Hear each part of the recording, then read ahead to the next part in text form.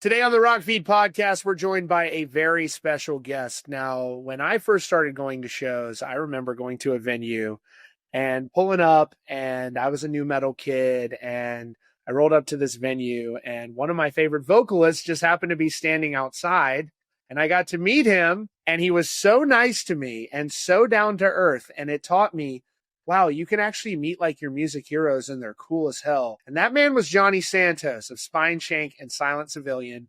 And I am so honored to have you on the podcast today, brother. There are some very excited things happening in the world of Spineshank right now, Jonny. Thank you for being here, man. How are you doing? Doing great, man. Thanks for having me. It's an honor, brother. Hey, you're the king, man. It's an honor to be here. No, dude, not at all. And so, bro, I got to say, so much excitement around Spineshank. I love the band. I've been a fan for so many years, as you know, and to see you guys celebrating such a great record, the height of Callousness, 25 years, bro. Hard to believe it's been that long. And it's got to feel amazing to know that you guys are getting your flowers and the respect that you guys have absolutely earned over the course of your career, still going strong. How does it feel? And it feels unreal. It's pretty like surreal, you know.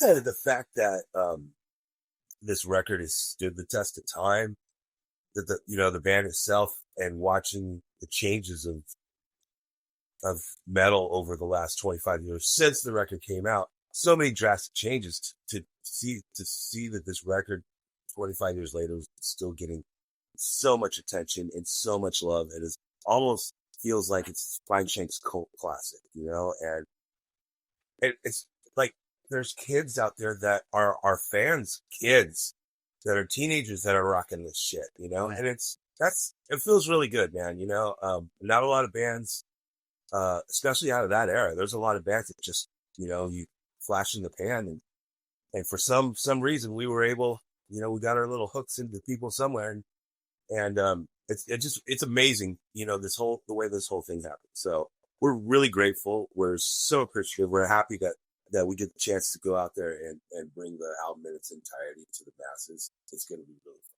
Bro, I remember the first time, I think what really drew me into the band is like your vocals just jump out, man. That aggression in those vocals that you have really just stand out. They've always stood out so well. When did you figure out that you were a great screamer? You're really just your voice. Like, when did you get into all of this? How did that happen? Man, I never wanted to be a singer. Because the first rendition of Spineshank started when we were in high school. I was a guitar player. I didn't do shit. I just played guitar. I wasn't a singer, no nothing. You know, when you're in high school, and you know we were fucking crazy, and I ended up leaving the band because I became a very young father at 16. So I was like, I got to quit, you guys. I got to be a dad, you know. And now, what was that like, finding that out, bro? Like you're 16 years old as a young father, and you're pursuing the dream. And were you like, how am I going to be able to be in a band and be a father, which you obviously still are?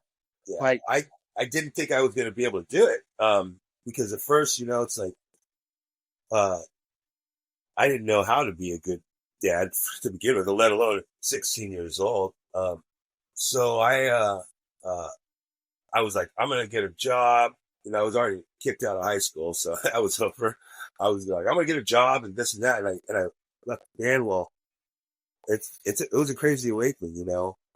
Obviously there was a lot of support at the time from my family and her family because, you know, we were just fucking kids, you know, so. And then while I was gone out of the band at that time, we had a different singer. We had this guy named Art, and,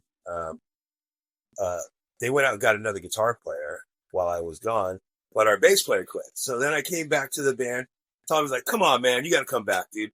And I'm like, you guys got another guitar player already. And he's like, well, sell your guitar shit and buy a bass rig because we need a bass player. I was like, okay, I'll be the bass player. Fuck, I just wanted to be in the band, you know? So I sell my guitar rig, and I go down to Guitar Center, and I trade my half stack in and everything. I get a bass rig. So now I'm back in the band as a bass player, right?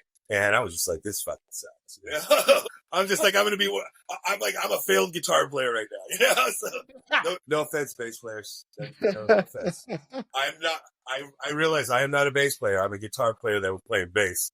So, God, that sounds like shit. Anyways, I'm back in the band, playing bass. Well, we ended up fucking getting rid of our singer because he was, awesome guy, but he, fucking teammate. He wanted to be in a band with you, bro. And just didn't work out. It just didn't work out, Sure. And so, we were auditioning singers. We used to rehearse at this place in Rosemead, California, a little storage facility called Stormore, but they would rent rooms out to fans. We had a little lockout room, and we're auditioning singers, and this is fucking true story. We're in there playing. It's we're jamming, the mic set up. We're waiting for a singer to show up, and we started playing. We started jamming Seasons in the Abyss, and I'm playing. I just walked up to the mic, and just fucking around, and just started, close your eyes, look deep in yourself, and then Tommy just stopped playing drums. He's like, dude, sing. And I was like, no. And him and Marlo, our other guitar player, they're like, yeah, dude, we don't need to find a singer. You're the singer. And I was like, no, I'm not a singer, dude. I'm waiting for one of you idiots to quit so I can go back to playing guitar.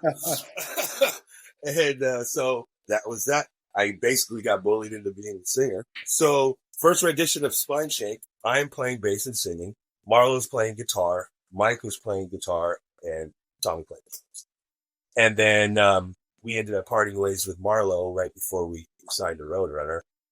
And instead of, which I wish we would have gotten another guitar player again, or I went back. We just got another bass player because Kevin Estrada, who's our A&R guy at the time, Roadrunner, I'm not sure if you're familiar with Kevin. Great guy. He was basically grooming the band at that time, doing demo deals with us and stuff, and, trying to get us there. And they wanted me to stop playing and singing.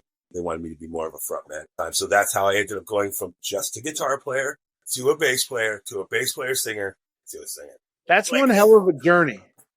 And I got to say, when you think about that transition, there's a lot of examples of guys who were playing other instruments who then go on to lead the band. And I've talked to a lot of folks like that. And it's just interesting that you never intended it, but you're just a great vocalist and both a screamer and a singer. And so when you guys got signed to Roadrunner and the band has been working so hard, what was that like, finding out you guys were finally getting signed? And I also want to ask just one other question. Sorry to jump around a bit here, but when you were talking about kind of coming back to the band and you're like, you left the group, but then you're like, later you wanted to rejoin.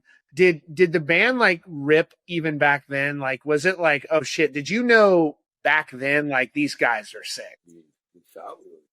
Yeah. Back then Spineshank was a very different sounding band as opposed to the first album.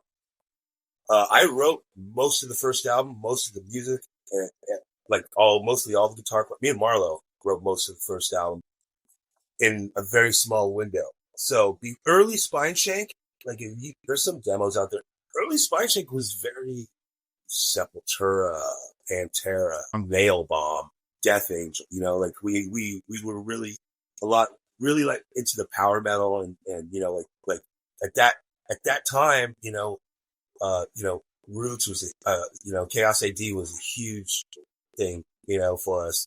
Vulgar Display of Power, we were Biohazard, huge at that time. So the thing that shifted the early sound of Spineshank that actually kind of put us in the line of sight for Roadrunner was the song Detached. It had a very more modern nu metal sound. It had a very, Deftones-y vibe. I'm not gonna lie. Chino was a huge influence on it, So, and that was a very current sound at that time in the late 90s, So what happened was we basically based the rest, most of the songs that we had already had at that point. The only two original songs that were from the early days and Marlo had written these songs was, on the first album was Stain and Men. And, even those songs changed light years from what they originally were. So, here we are. It's 1997, 98. This new sound that's running through LA, you know what I'm saying? And we basically wanted to be part of that new sound, but we also loved Fear Factory. We also loved, Godflesh and Atari Teenage Rock. We loved all, all the Ministry and shit like that. So, you take a little bit of this and a little bit of that, and we found our way in there. But yeah, it's if you ever get a chance, man. I know some of those old demos are around there. You know, I know if you search Spineshank demo, there's a song out there called Novocaine. And if you give that song a listen, that's a good indication of what Spineshank originally sounded like. It's fucking heavy, you know. I'm definitely gonna check that out. And y'all were signed. You know, like today you get signed and it's a lot different. It's Oh yeah. not guaranteed at all to change your life. In fact, there's probably a high chance that it's not. And back then y'all were getting signed when it was like a big deal and it's a difficult process. So I mean, what was that like when you guys were like, dude, we're getting signed to Roadrunner, who at that time they had Slipknot already, or had they not? No, we got signed right before Slipknot. Wow. But it was definitely in the same year or so or whatever. But what a time that was, man. It was different, man. And I'll tell you why. So I think the way that we get our music today and everything, I think it's a double-edged sword. The difference back then is you actually, you know, for the lack of sounding like an asshole, you actually had to be good at what you did. Labels, artist development was a thing back then. You know, label like what Roadrunner did. You know, they courted us. What are they doing? Can you talk about artist development for those who don't know, like what that entails? Because it's so important. It's so important. It is very important. It's a lost fucking art. Yeah, bro. It is a lost art. You're very right. So artist development is basically, and this is, you know, it happened with us and it happened with most of the bands back then. So here we are, you know, a bunch of teenagers out of, you know, late teens, early 20s out of LA. And we play this show and we catch the eye of an A&R guy. And basically he's like, I want to do, you know, a demo deal, artist development deal with you guys, you know? So, cause he hears the song. Basically the label sees everything sucks, but they got this one song. They have potential. No, that's kind of how it is. So we're going to fucking help you guys reach your full potential. So basically we, Kevin, our A&R guy, would come to our rehearsal studio twice a week, sit down with us with our songs, you know, almost like a pre-production for a demo, you know, just to get, and then, you know, so he'd help us work on our sound. This is your strong points. These are your weak points. Then the live show, we're going to start doing more shows.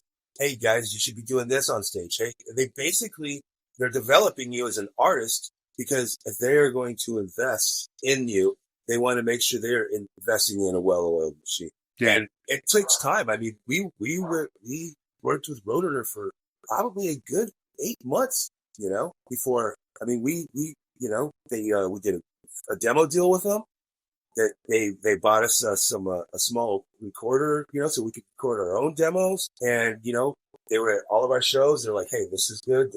And that's how it goes. When you're doing demo deals or you're doing artist development with labels back then, doesn't mean you're going to get the fucking deal. The label might spend 6 months with you, you know, trying to develop you. And if you're just not getting it, they'll move on. And so when I say that artist development is dead, it's because anybody with a, you know, Wi-Fi connection now can be famous. Doesn't mean they're good. And trust me, I'm living proof of that. Oh, come on, bro. You know, production has gotten so stale, you know, everything is too snapped, too grip, you know, like back then, what we sounded like on our demo, we sounded like live. Yeah. You know, bands like us, you know, System of a Down, they probably sound fucking better live, you know? Bands could play their shit. You know what I'm saying? They were actually good at what they did because they were developed. Right. You know, I got sent to a vocal coach. You know, these are things that are all part of artist development.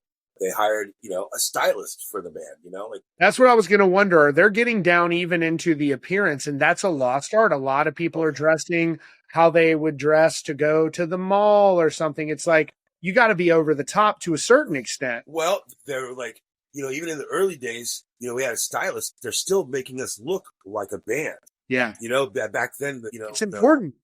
The baggy jeans, you know, like the soccer jerseys and shit like that. Shit was in back then. We weren't wearing that stuff. They were telling us, hey, you guys, it's not that. You just can't have one guy looking like a goth dude and the other dude looking, like he's in a fucking, a reggae band, you know what I'm Right. saying? And, certain things, cues on stage, little wow factors, basically developing you to be an entertainer. And, there's probably people out there who are like, oh, you guys are a fucking boy band. All bands went through that shit back then. Yep. That's how you define yourself. They just give you a little push to help you out. And then, once we figured out what they were doing, all right, guys, look, we're going to sit down. We're going to decide on him. That's why by the high Callousness, if you notice, we were that machine.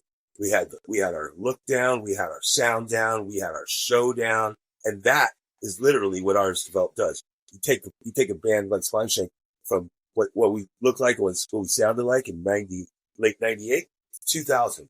In less than 2 years, look at that. Look, that's what artist development does to it. Man. Yeah. I mean, that's that simple. If I was going to explain that in any other way, look at Spineshank, late 98, look at Spineshank, when Ida Callousness comes out. That's artist development. Who was your artist development guy so we can shout them out?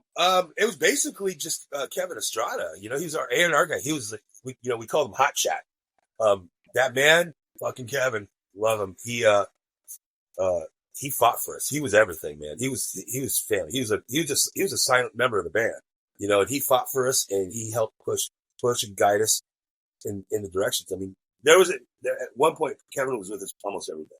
Wow. So, yeah, I've met a lot of, it's so interesting to understand, and it is important. I'm glad you said that because not necessarily, you're kind of seeing that more now with bands like Sleep Token kind of coming back, but like, your appearance and your look can also help you catch people's attention, not just the music. And sometimes maybe people underinvest into that kind of stuff, and so that's just great insight. I think it's for lack of a better term, maybe it's branding yourself. Your look, your sound and your look and your imagery, having the logo, like, Spineshank has the weird Spineshank logo. I don't know what the fuck that means, It's just a cool logo, but it's branding. You see that logo, like it's really just branding your band and becoming, yes, we are a band. Yes, we play music, but yes, we are also entertainers. There's more that comes with this. Nobody wants to pay $35 for a ticket to go see a show to hear what they can hear in their car. They want to see something. They want to be entertained. That's literally your job as an artist. Playing the music's only half the battle. You have to entertain, I believe, Yeah. Well, we might do this every night on tour for a year.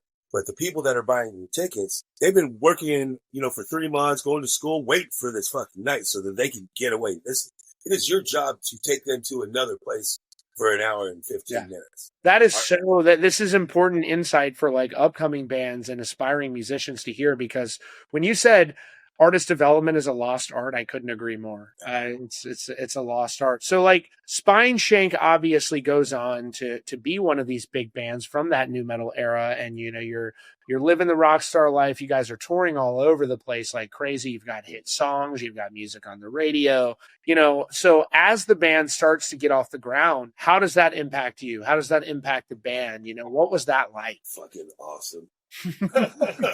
Well, I mean, you got to realize, at the time that we got signed, Tommy and I were pretty much still living in a car. Wow.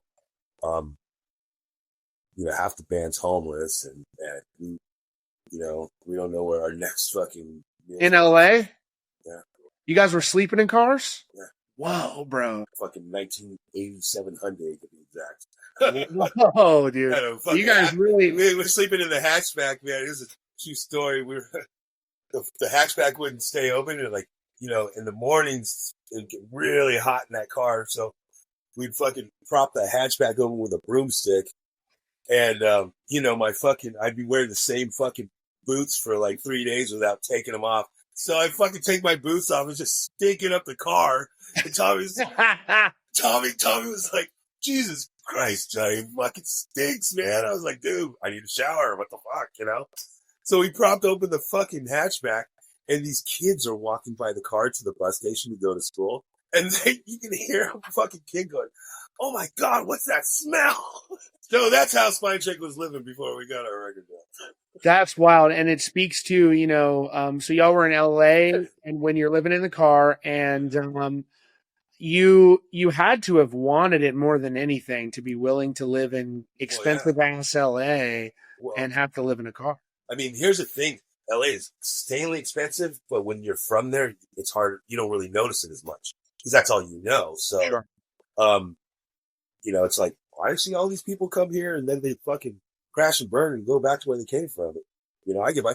You get by because you got a support system. You got friends. You got people everywhere, when you're from LA. You know what I'm saying? So we get signed and, I remember the first time, I knew that something was happening, was we were on our way to New York and we were in I think we were on our first tour actually. We were in the van and we were close to New York and I don't know if you know, there's a record station in Jersey, it's a college station called SOU, WSOU. Oh yeah. Yes, I have. Yeah. Yeah, the Pirate, whatever. They're a huge metal college station. And we're coming over the hill. We're just scanning through the radio, literally just walking through the radio. And fucking Spineshank, Detached is on the fucking radio. And that was the first time I was like, I've never heard my band on the radio. And I was like, that's pretty fucking cool. This is real. This is real. This is real. And then the way the band grew between the first album and the second album, we went from, like I said, fresh, green, being developed to one of the hardest working fucking metal bands in America. I mean, I'm pretty sure it was at one point, I think it was 2002 or 2001. One or two. We both started the hardest working band in America. We did like something like 323 shows in 360. Whoa, bro. That's insane. We figured out. Go ahead. No, I mean, how do you deal with that extreme level of touring out on the road? And, how do you manage that? Well, because we loved it.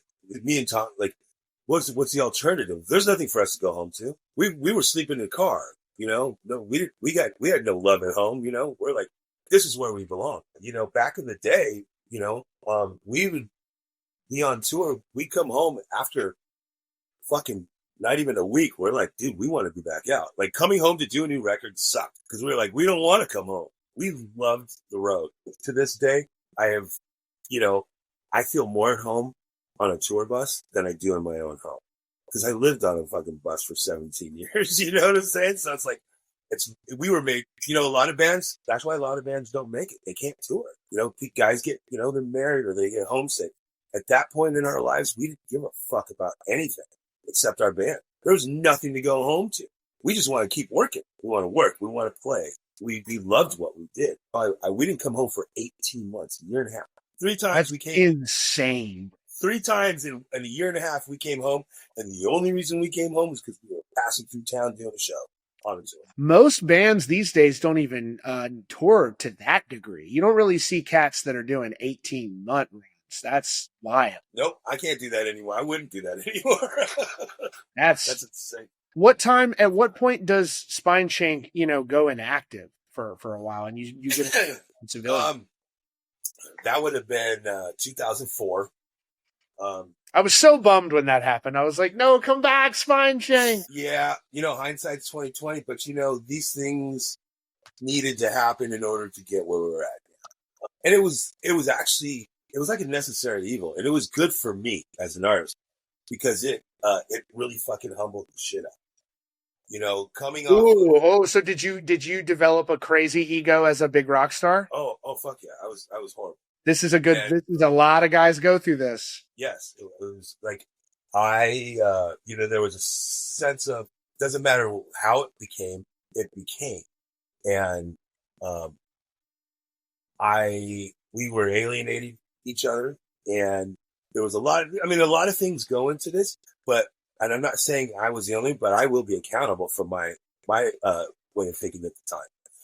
And so, okay, we're gonna part ways for now. And I went off, and when I started, I thought that I'm just gonna be fucking Jonny Santos or Spineshank no matter what band I'm in. Oh shit! Guess what, dude? Back in the fucking van you go. Wow. You know I'm saying grassroots. You got to rebuild your career. Because this isn't Spineshank, And I wasn't getting the fucking, the perks that I had gotten as Jonny Santos and Spineshank. And it really fucking, I needed it. It really humbled the shit out of me. Made me appreciate what we had worked so hard for in Spineshank. And that belongs to Spineshank. That does not belong to me. And it's really weird when I see singers out there doing what I was doing. I'm like, dude, don't do it. Yeah, dude.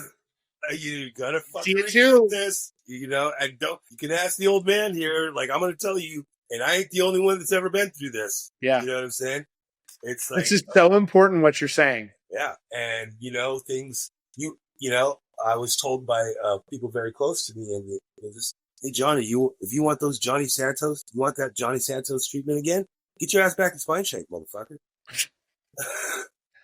Which is crazy because the Silent Civilian record was amazing, dude. Like, Rebirth of the Temple is insane. Like, I listened to that album because I was like, the good thing is that you kept on making amazing music.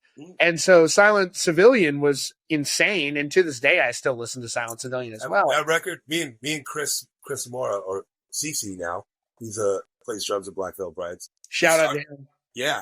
What's up, brother? I love you, Toots. Him and I started Silent Civilian, and that record turns 20.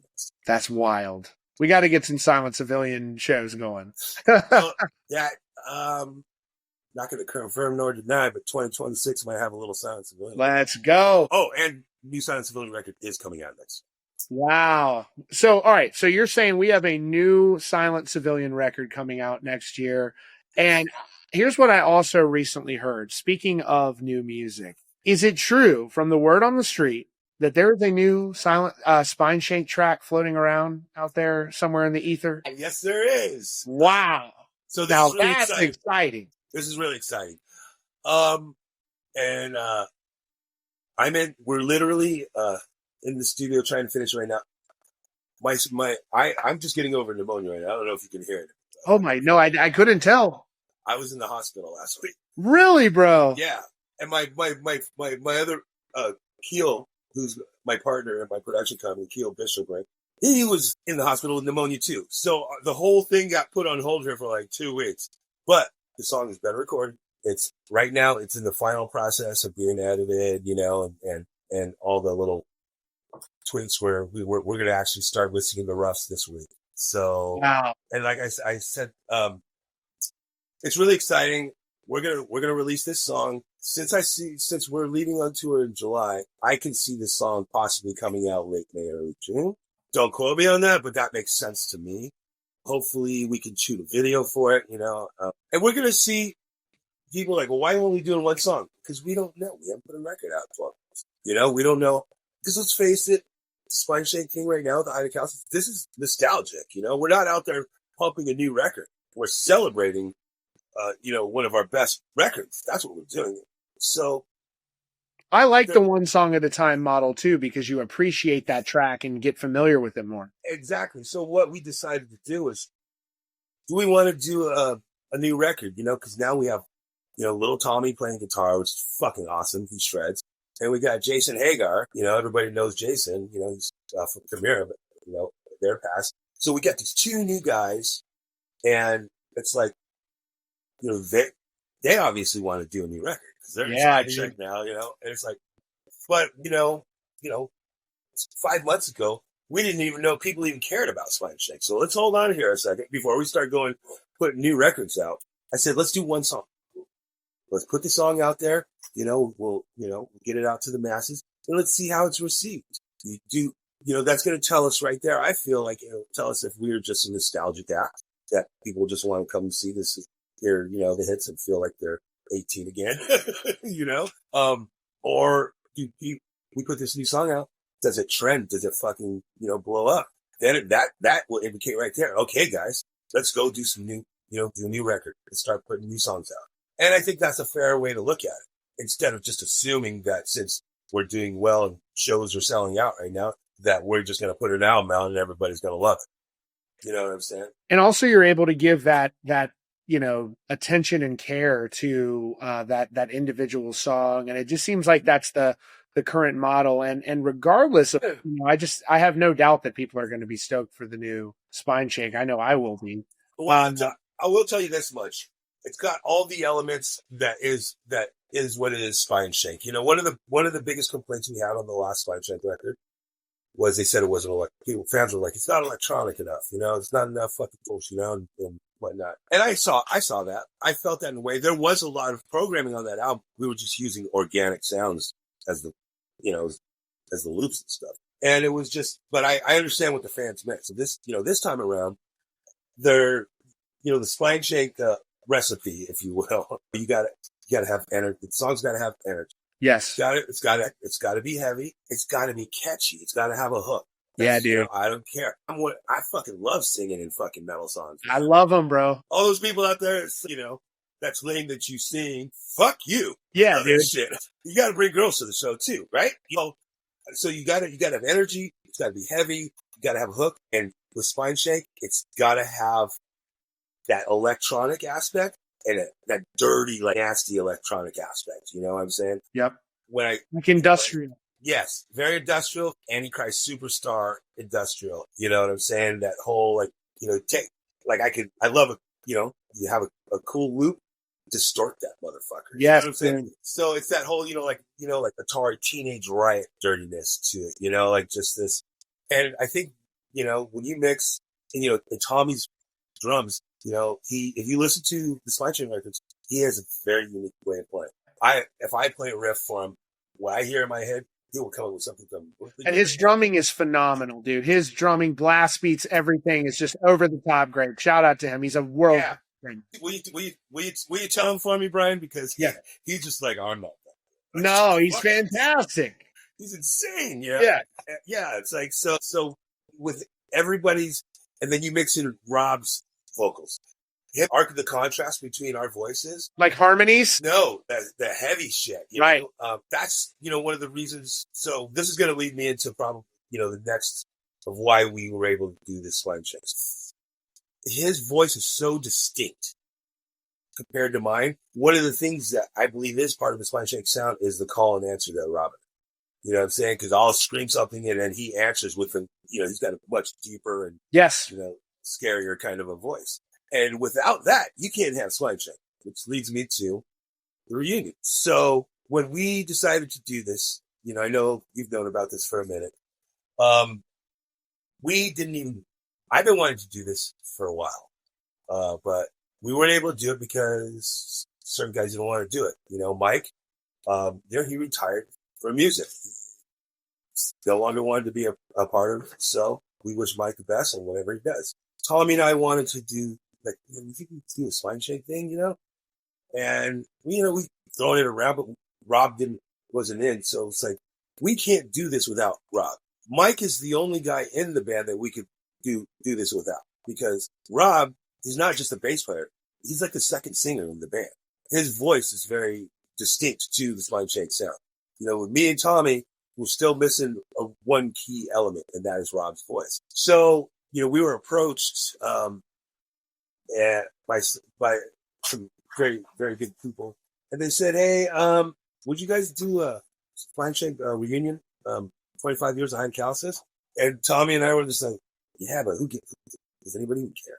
Like who cares about Spineshank, And he said, well, do you care if I put some feelers out there? And we're like, go ahead. Within 24 hours, we were confirmed for Louder Than Life and Aftershock. And the offers were fucking insane. It was Danny Wimmer Presents. Yes.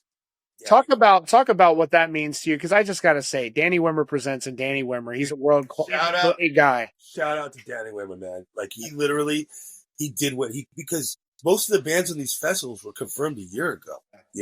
We're here flying in last minute in January, just a few months ago, and he's got us on 3 of his festivals, just like that. Boom. He's a great guy. Oh, I was like, he's a fucking awesome dude. He's a fucking king, man. He's a festival king, straight up, He's like the festival Michael Jordan, that's for sure. Yeah, man. I think that, obviously he likes the band. Yeah. Because he put us on Louder Than Life. He put us on Aftershock. And he put us on. He's not just a festival promoter. He's involved. He's helped a lot of bands with their careers too, like Limp Bizkit, Stained, etc. So he also knows what's good. Yeah. And he's not booking you if he doesn't think y'all are sick. Exactly. And then he added us to Incarceration. Yeah. So we were able to get on, which is almost impossible, to get on a festival same fucking year. Yeah. Especially 6 months before it even happens. So that says a lot. Yeah. So big shout out to Danny Wimmer. He's fucking awesome. So the offers came back within 24 hours, 2 major festival offers, and me and Tommy were like, "Holy shit, this is a joke, right?" And then they started putting more fills, and it was just like a tentative routing. I was like, "Okay, this could very well happen." So then Tommy and I go, "All right, we need to get Rob." And, Rob was kind of a tough cookie, because you got to realize a lot of us, after the last tour was really difficult for us, because it happened in a time where nu metal was a very bad word. What was the last tour? 2012. Okay, So yeah. At the time, it was at a low point. Isn't it crazy how the seas can change? We couldn't sell out a fucking bar. Nobody could at that point in time. People had distanced themselves so far from the nu metals bands outside of the Slipknots and the Korns. Even then, it wasn't. Fucking Deftones is selling out arenas right now, dude. Yeah, bro, it's insane. It's insane. 2012 was just horrible timing for Spineshank to put a new record out and tour. Nu metal was like lame. Even like in 2018, 2019, it was like that. Yeah, it was fucking just lame. And, it wasn't lame to me, to be clear, y'all. It was never lame to me. I just didn't understand why people were so down on nu metal bands. Right. I'm like, the biggest bands in the world pretty much are still nu metal bands, you guys. Yeah. Everybody knows this now. I mean, it's like, look at what Korn and Deftones and Limp Bizkit and all these guys. Slipknot, Yeah. It's like, so anyways, that last tour, it really it sucked. The morale, how we came home from that tour, the morale was just horrible. So we, to be correct, Spineshank never broke up after that tour. We went on hiatus. I never quit the band publicly. Tommy never quit the band. Rob never. The only one that publicly said he was done with Spineshank was Mike. So we were technically, the band was still on hiatus. We didn't want to quit the band or publicly break the band up on purpose in case something like this ever happened. Smart move. Yeah. Never say never. Yeah. So we're like, Tommy and I are like, we got to do this, but we can't do it without Rob. And, like I said, so we pretty much mourned the death of Spineshank at this point. We have grieved this. Tommy what does that feel like, bro? Because this is what I want to ask you, because you've been through a lot of adversity. You've been up, you've been down, and so I wonder, as someone myself who's like, how long is this going to last? I'm always asking myself, man, this is my dream job. Can I do this for, how do you deal with those points where it's not as poppin' as it once was? That has just got to be hard, man. It is. I think you have to adapt, and to do what we're doing right now. I think, and I speak for my whole band when I say this, and I don't care what anybody says. I think it's really brave of the band.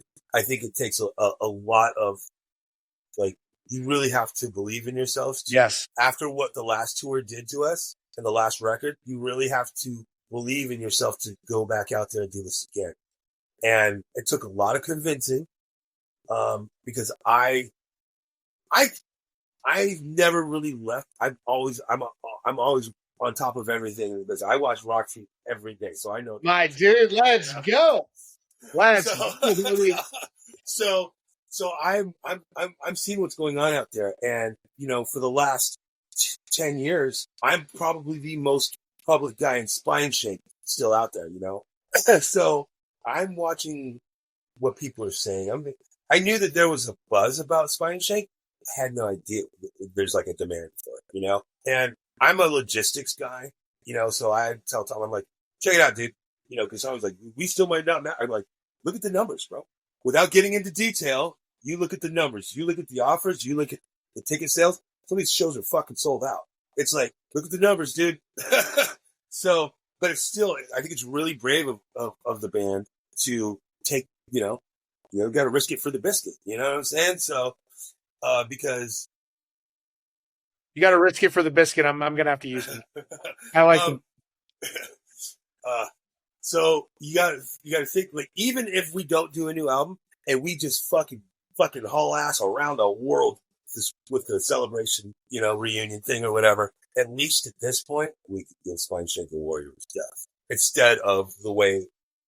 That's why I refused to quit the band or break up the band, because I didn't want 2012 to be the end of Spineshank's story, Yeah. you know, and this gives us, whether, like I said, whether we do a new record again, this gives us the opportunity to fucking give the world, you know, the Spineshank that it deserves, and fucking go out on, you know, at the end of the day, if we don't do a new record, me and the guys can look around and fucking high five each other and be like, fuck yeah, 25 fucking years, bros. You know what I'm saying? You know what one of the many things I love about you, bro, is that you meet some people who have been doing this as long as you have and have been in the game. And like you were just saying, like, you know, I never stop paying attention, and I never stop, you know, I watch rock, I pay attention to the game in general. Well, that shows me that you also, inside of you, you're still a fan of the craft. You know, you still love the music.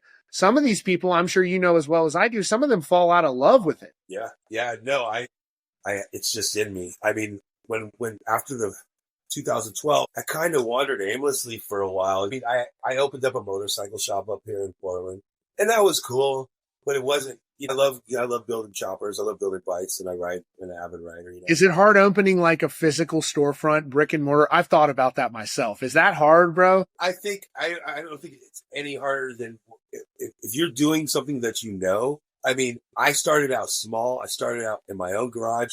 And when I got enough clients, then I was able to actually rent a shop out, you know, and my shop did great until COVID. So 2020 is when I went back into, you know, I was talking to, my brother, and, you know, something was missing in my life. I was like super depressed, and I go, man, I don't know what the fuck's going on. He goes, dude, you're not doing music right now. It's like, that's since, you know, my brother's 3 years younger than me. It's like, bro, since we were little, he's like, my first fucking memories were running around the house with a guitar, you know? So I was like, man, you're right. And I wasn't sure, you know, what I was going to, you know, I knew I wanted to do these Silent Civilian record. There were so many, you know, so many pots on the stove, but I was like, how can I make money doing this right now, make a living? And that's when I decided to start my production company and start producing bands. And that's been really good for me, because I found out that I love music so much. It doesn't matter if it's my band. I love helping, you know, producing other bands. And yeah, bro. Giving advice and all of that is so fun. Helping the next generation. Exactly. Like right now, I have produced two bands that I've been working with, doing artist development with them. Is American Overdose. I've heard of them. Sick. Okay. Just finished producing their album. They just released a video on YouTube. Everybody should check out. It's one of the songs off the record called Point of No Return. I'm about to check that. You produced their record? Yes. I'm definitely going to listen. Yeah. So, and then another band that I'm working with, a band out of Baltimore called Carbon Stone, and they're going to be releasing a track that I actually sang on with them called Standoff. Very sick. So shout out to American Overdose and Carbon Stone. Those are two bands that I've been working with, amongst probably 20 other clients. And I love doing it, man. I fucking love it. Like, and I can make money doing it too, you know? So it's like, just like what you do, man. How awesome is it this was what I think is being successful in life. It's not being fucking rich. It's being able to live off of what you love to do. Yes, dude. You understand that. I was raised by people that fucking hated their jobs. You know, as a kid, you know, watching your mom, they're just miserable. And I remember being really young and being like, I don't want to be that. And then I looked at fucking, you know, I saw Slash on TV and I go, I want to be that, you know? And I think that's what it really comes down to. You know, it's one of those things where it's like, for me, I don't spend time worrying about when I'm going to be done working. I spend time worrying about how long I'm going to be able to work on this insane project that is Rockfeed, just in the same way with you with Spineshank. I think you have more longevity than the bands that you interview. And I'll tell you why, because here's the thing. I think this is a little bit comparative. We have a saying on the, amongst bands and touring. Bands come and go. The crew keeps going. I think the same applies to like journalism, because a good journalist, you're going to have bands come and go. You have journalists that have been around for fucking 40 years. I don't see that why what you're doing, but I don't think there's ever going to be a shortage of metal or rock. I don't think there's ever be a shortage of drama in metal and rock.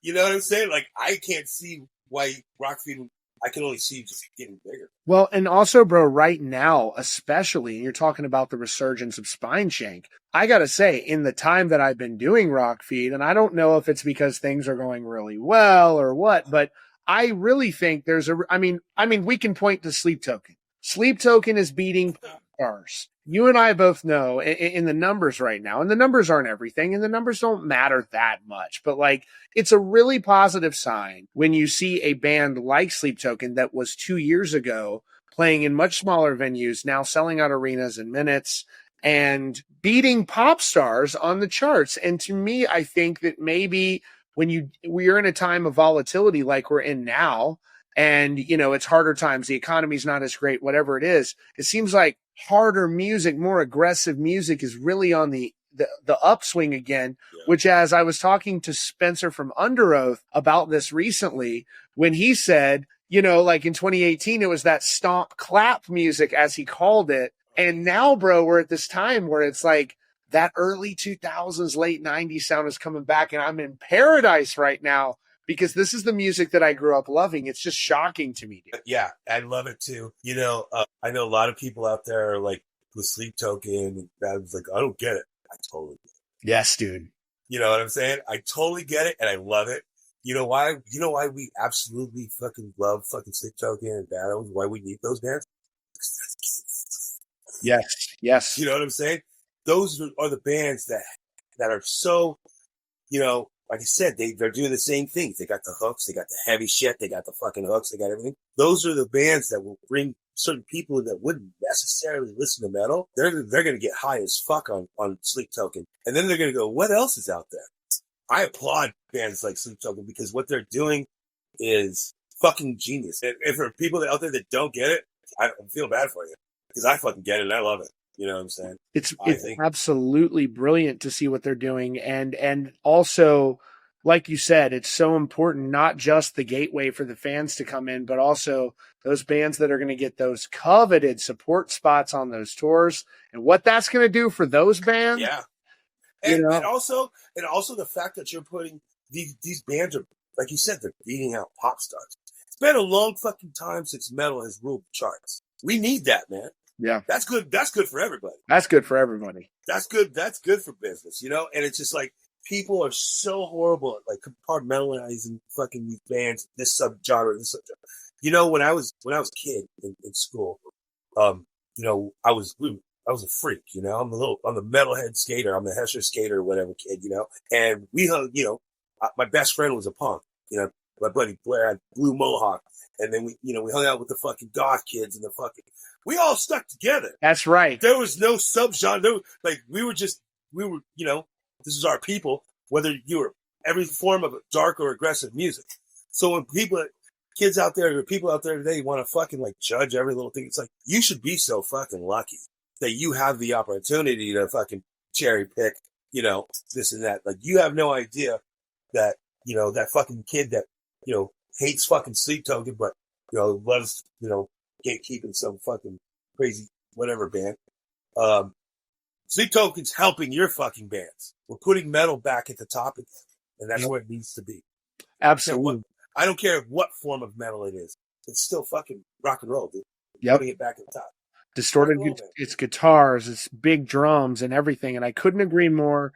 And it's also like, I'm just a fan of the craft. Like, I'm also, even if I am not, like, I love Sleep Token's music, but let's just say with any band in general, any band that's having success, I look at that and go, well, that's cool. Because I understand, I mean, I've sat in the studio with artists. I've watched them setting up for tours. I've seen bands ranging from vans to bands that are flying in on private jets that I've gotten to know. Like, the results are the same. It's extremely hard and impossible to get to the point where your music is connecting with someone. They've done the impossible, It's so hard. Whether I like a band's music or not, they're getting up on that fucking stage and they're fucking sacrificing. People do not understand the sacrifices that we make as artists. Birthdays, Christmases for their kids. I will be the first one to tell you, I sacrificed a lot. This band cost me 2 marriages. It cost me a lot of time with my fucking children. It cost me birthdays, Christmas, being in a foreign country, with not being able to call home. You know what I'm saying? We were stuck in Europe in 9/11 for a week. You know, and y'all didn't have FaceTime back then. No, we couldn't even call. We couldn't even get through. So, you know, and just being away from, you know, like, just, you don't get, your life changes. You come home and the world has moved on without you, which even alienates you even more. So that's one of the reasons, like, you come home and all your friends are fucking married with mortgages and saying, you need to settle down. You know, it's like, no. Did you hear that from people that, like, in your life, like, you need to settle down? Oh, yeah. As your band's on MTV?